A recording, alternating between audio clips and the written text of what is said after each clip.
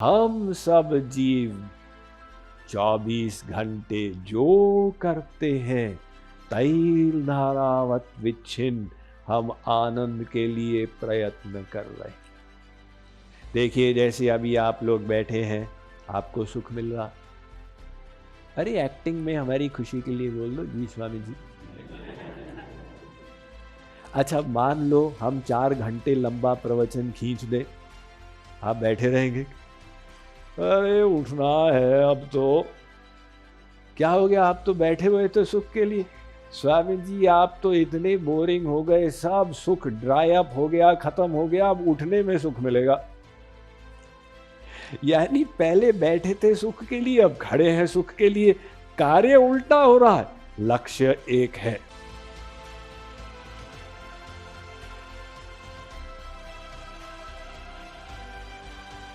चौबीस घंटे हम सुख के लिए प्रयत्नशील हैं। अब हम अपने जीवन में सुख कहां मानते हैं, ये सबसे महत्वपूर्ण निर्णय जीवन का। ये सुख विभिन्न प्रकार का होता है।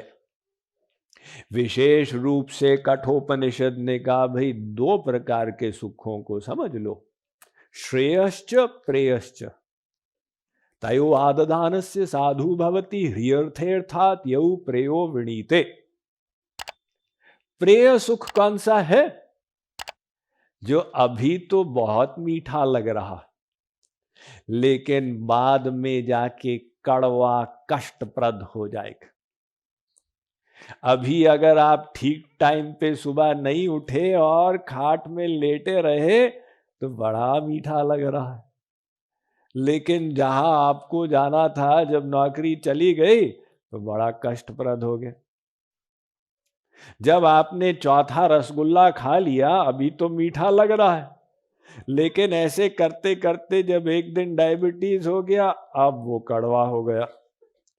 तो प्रिय सुख ऐसा ही है जो इमीडिएट में, वर्तमान में मीठा और बाद में जाके विष के समान कड़वा हो जाता। एवं श्रेय सुख इसका उल्टा है। श्रेय सुख वो है जो वर्तमान में कड़वा लग रहा।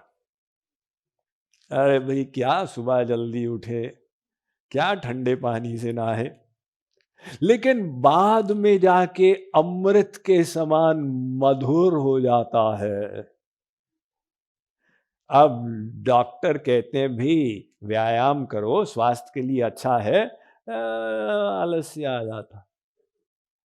और जो कष्ट को अपना के करता है, फिर बाद में स्वास्थ्य लाभ प्राप्त करता है, वो उसने जो कष्ट को सहर्ष अपनाया, वो बाद में अमृत के समान मीठा हो गया। ये श्रेय सुख। तो यही तो जीवन भर का संघर्ष होता है, जीवन भर। क्योंकि ये संसार में विभिन्न प्रलोभन, विभिन्न सुख, इसको अपनाएं कि उसको अपनाएं, ये संघर्ष बाल्य अवस्था में ही प्रारंभ हो गया। सुखार्थी त्यजते विद्या, जो इमीडिएट सुख चाहता वो विद्या को त्याग देता। विद्यार्थी त्यजते सुखम, सुखार्थी न कुतो विद्या, कुतो विद्यार्थी न सुखम। माता पिता और बच्चों का झगड़ा इसी पॉइंट को लेके होता है ना। माता पिता कहते हैं बेटा पढ़ाई करो तो आगे जाके सुखी होगे।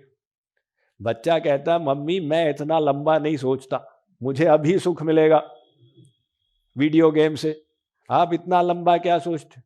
अरे बेटा तू बड़े होकर क्या करेगा? मम्मी मैं बड़ा ही नहीं होऊंगा। तो मां कहती है बेटा बड़ों का कहा और आमले का खाया, बाद में पता चलेगा। वो आमला जो होता है ना, वो ऐसा ही है, श्रेय सुख। हम जब छोटे थे तो हमारे मन में हम ये प्रश्न आता था कि जो चीज लाभदायक है वो टेस्ट करने में इतनी खराब क्यों है, और जो चीज स्वादिष्ट है वो स्वास्थ्य के लिए गड़बड़ क्यों है। लेकिन भगवान ने संसार को बनाया ही ऐसा पहेली के रूप में, तो आंवला उसका एक उदाहरण है। माँ कहती आंवला खाओ, बच्चा कहता है इतना कड़वा, किंतु वो आंवले की विशिष्टता है कि वो 2 मिनट के बाद ही मुंह में मीठा हो जाता। और फिर एक आंवले में 10 संतरे की विटामिन सी, उसमें एंटीऑक्सीडेंट्स, आप आंवला खाते रहो तो सर्दी जुकाम बुखार इत्यादि की संभावना बहुत कम हो जाएगी। अब हम अपने जीवन में कौन सा सुख चुनते हैं? एक बार मैं डीटीसी से ट्रैवल कर रहा था, वो पुरानी बात, आजकल भी उसको डीटीसी बोलते हैं। हाँ हाँ, तो उस समय तो हम लोग डीटीसी से ही चलते थे। तो एक भिखारी मेरे बगल में बैठा हुआ था। अब मैंने ध्यान नहीं दिया, लेकिन हम दोनों एक ही स्टेशन पे उतरे, सेंट्रल सेक्रेटेरिएट पर। तो वो जब चल रहा था तो लंगड़ा के चल रहा था, तब मेरी नजर गई उसके पैरों की ओर। मैंने देखा उसने एक चरण में सैंडल पहना हुआ और दूसरा नंगे पैर, तो स्वाभाविक है वो ऐसे लंगड़ा के चल रहा है। मैंने कहा भिखारी भाई ये क्या हो गया, तुम्हारा एक सैंडल खो गया? उसने कहा नहीं बाबूजी, मुझे एक सैंडल मिल गया।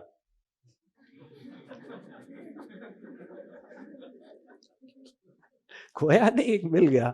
वो क्या कर रहा है? वो दुख को चुन रहा है अपने ऊपर। क्या आवश्यकता है उसको पहनने की, लेकिन चुन रहा है। ऐसे ही हम लोग दुख को चुन लेते हैं, क्योंकि हमको पता नहीं जिसमें हम सुख मान रहे हैं वही हमको दुख देगा। अर्थात संसार के विषय पदार्थ एक मधुर विष के समान है। मक्खी आती है ना, मधु पर बैठती है, तो मधु ही उसका कब्रिस्तान बन जाती। तो ऐसे ही हम सुख के पीछे भाग रहे हैं और हमको पता ही नहीं है सुख कैसे मिलेगा। तो ये जो गलत मान्यताएं हैं, इनको ठीक करना बहुत आवश्यक है।